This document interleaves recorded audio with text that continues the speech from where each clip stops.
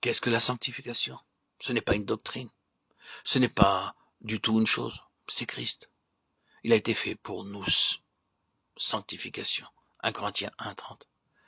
Si nous sommes en Christ, et si le Saint-Esprit nous enseigne Christ, nous connaissons tout ce qui concerne la sanctification. Mais si nous ne sommes pas en Christ, nous pouvons avoir une théorie et une doctrine de la sanctification. Mais cela nous séparera des autres chrétiens, tout en créant des difficultés pour beaucoup de croyants.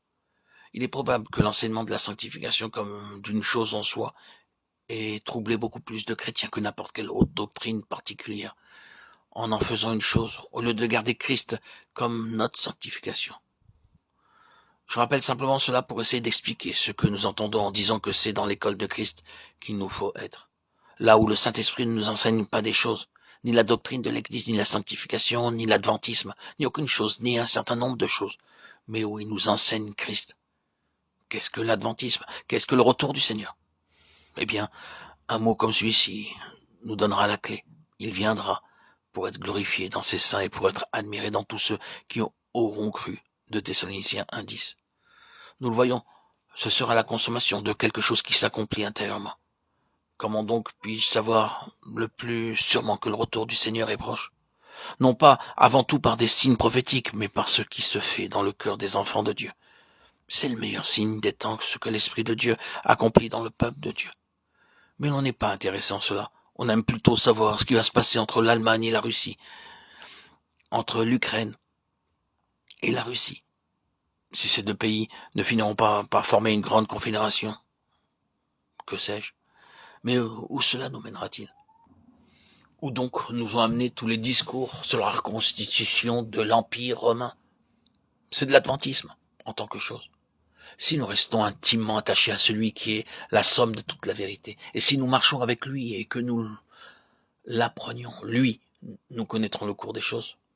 Nous saurons ce qui est imminent. Nous aurons dans notre cœur les murmures de la préparation. La meilleure préparation pour sa venue, c'est de connaître le Seigneur. Nous ne disons pas qu'il n'y a rien dans les prophéties qui se réaliseront. Comprenons-nous bien.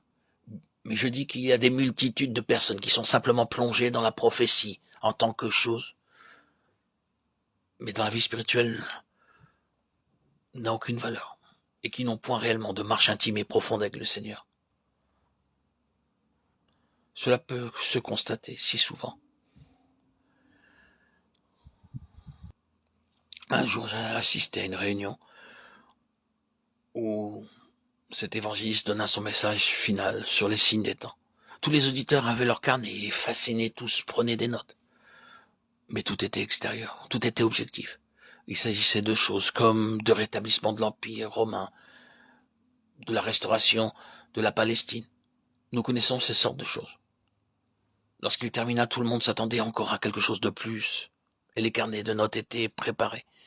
Mais le Seigneur me mit directement sur le cœur comme premier message sa parole de 1 Jean 3:3. Et quiconque a cette espérance en lui se purifie lui-même comme lui aussi est pur.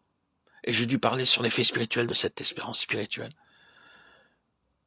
Mais je remarquai très vite que les auditeurs ne s'intéressaient pas à cela. Les carnets se fermèrent, les crayons furent mis de côté. Il n'y avait aucun intérêt.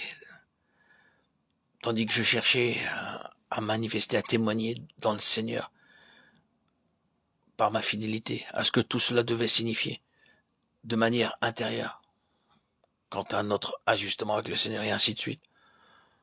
On n'attendait que la fin de la réunion. Lorsque j'eus terminé, on attendit à peine que j'eusse terminé. Tous se levèrent et sortirent. Oh non, ce n'est pas ici le Seigneur, ce n'est pas le Saint-Esprit. Le Saint-Esprit veut nous ramener au Seigneur. Il ne s'agit pas, après tout, de revenir à des choses non essentielles et élémentaires, mais de revenir à Christ. C'est revenir à la seule base sur laquelle le Saint-Esprit peut réellement accomplir toute la volonté et tout le dessein de Dieu, que d'être dans l'école de Christ où le Saint-Esprit nous enseigne Christ. Et la manière dont le Saint-Esprit nous enseigne Christ est expérimentale.